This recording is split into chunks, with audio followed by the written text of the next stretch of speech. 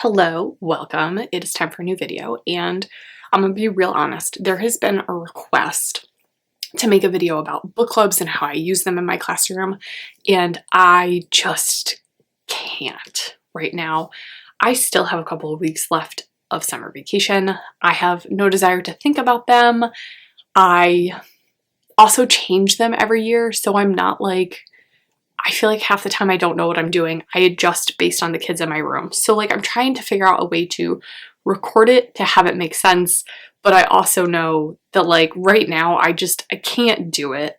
So instead, today, I would like to talk about a book haul. I know that I am really trying not to spend any money, and I've been pretty successful on that front, so please bear with me. The books that I'm going to share today, a couple of them I have purchased with incredible intent, and there's actually a significant number of them that are arcs that I'm going to read that came from Macmillan, and one was also a back-to-school teachergram gift that was sent in the mail. So without further ado, let me share with you the small collection of books that I have acquired from July into August, mostly August. Here we go. All right, I'm going to start with books that I have purchased because I have very specific intents of these books that I have purchased, and there's not a ton. There's pretty significant good reasons behind purchasing all of them, and they were all acquired within a very reasonable amount. All right, the first book, I have been obsessing a little bit about the whole Grading for Equity book that we read. I loved it. I thought it was great.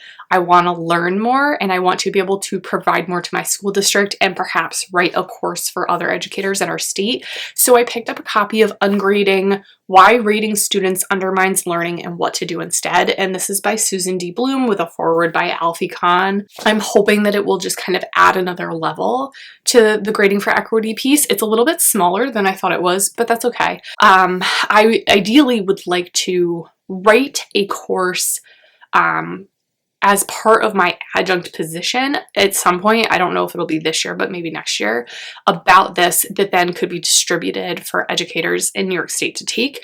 So I wanted to get another textbook to support what I have to create at some point in time. The third season of You is coming out, and so Tali and I have decided that we are going to read all 3 books of You so far. So I got them in a package, and we have like the covers from the first 2 seasons, and then the third one we don't yet because we don't have anything to go off of yet.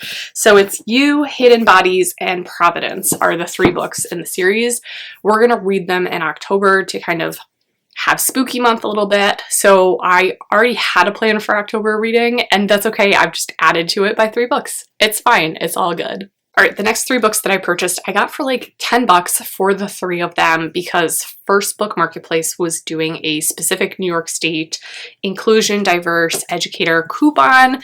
And so these are the 3 that I picked up. I got An Indigenous People's History of the United States for young people. This is by Roxanne Dunbar Ortiz. And then I got The Black Friend on Being a Better White Person by Frederick Joseph. And I wanted a copy of this for so long, so I finally got it. All Boys Aren't Blue by George M. Johnson, who I saw that he is one of the keynote speakers for NCTE this year. And I really want to go to it, especially virtual, but I think that we're actually now, our vacation is planned for that specific time when the conference is going on. So unfortunately, I do not think I will be able to attend.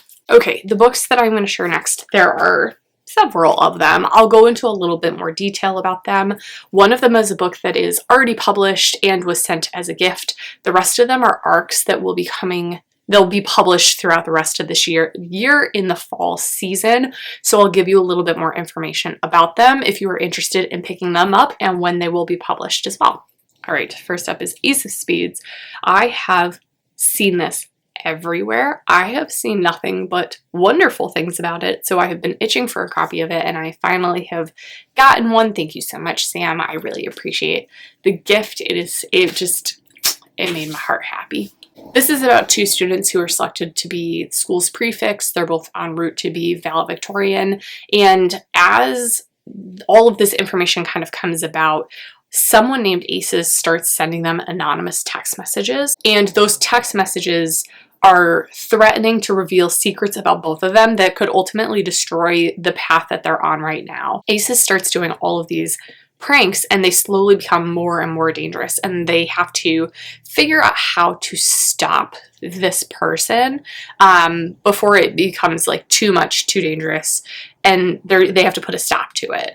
I don't know much more than that. I just know that everyone who has reviewed it has said really, really good things about it, so that's really the reason why I wanted it. Okay, the first arc that Macmillan sent comes out on August 31st, and this is Enola Holmes. I believe that this ties in with the Netflix series or show that it was. It was really good. I watched it. But I don't know how similar that this book is to that, or if it's like another adventure of Enola Holmes. This is by Nancy Springer, and it's pretty like short. It seems like there's a lot of spacing on the page, so I think this will be a really quick read, and it does come out at the end of the month, so I want to add this to my August TBR to make sure that I am reading it in time. The next book that they sent comes out on September 14th, and it is Wild Tongues Can't Be Tamed. This has 15 different Latina voices throughout. I believe it's an essay collection. Adding more diverse voices to my shelf has been an incredibly important goal of myself for the last 2 years, and I think that I am getting there with Latinx voices. I don't have enough of it though, and so I was really glad that they sent a copy of this. This has a lot of different myths and stereotypes about the rich and diverse Latinx community. It talks about immigration, it talks about sexuality, music, language. They're all personal essays and poems, so I am really looking forward to this. I think that it's going to be a lovely read, and this cover is just absolutely stunning. Up next is a book that comes out October 5th, and it is called My Monticello. It is by Jocelyn Nicole Johnson. It is about a woman who is a descendant of Thomas Jefferson and Sally Hemings. It is also about a university professor who's studying racism, and it is about a single mother who is desperate to buy her first home. And it looks like maybe all three of these stories somehow, it's a novella, somehow these three stories come together. So it looks like the stories all have a common theme of characters who are struggling and are still able to persist and love and conquer and find their way in the world. This one I think is also stunning. It comes out October 26th, and it is full Gatsby vibes. It is called Bright Ruined Things. It is by Samantha Coe, and it just screams 1920s. Okay, so this is inspired by The Tempest, but it takes place in the 1920s set fantasy, and it is the story of May, who realizes that her life on this glittering magical island is not what it seems. So I really love that this is like a blend of historical fiction-esque, but it's like based off of Shakespeare, but it also has that fantasy element. I think that I'm really gonna love this, and it just like the mixture of worlds that are in here. Oh, it seems incredible. Coming out on November 2nd is You've Reached Sam by Dustin Tao. This is actually a debut novel, and I love this cover already. Like, oh, these covers are absolute fire. Okay, so this is about two characters who are in love. They're 17.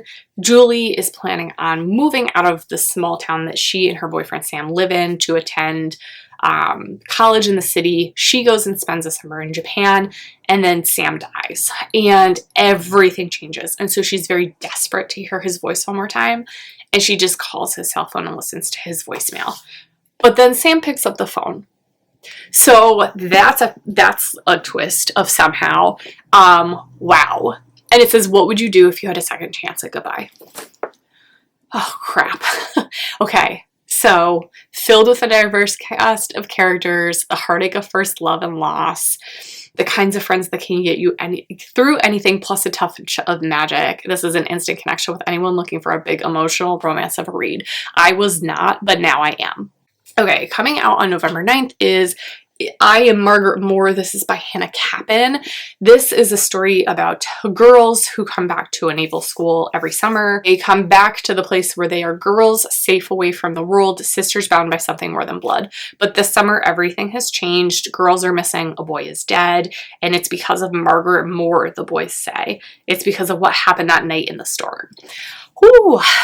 I almost wish that this was coming out a little bit before Halloween, because I feel like it would be a really cool spooky read, but fall continues into November. It's not like it ends in October. So this comes out November 9th. So I'm gonna absolutely get to this one too before it comes out. Okay, and last but certainly not least of this super quick video today, again, I am sorry, coming out December 7th is If This Gets Out, a novel by Sophie Gonzalez and Cale Dietrich.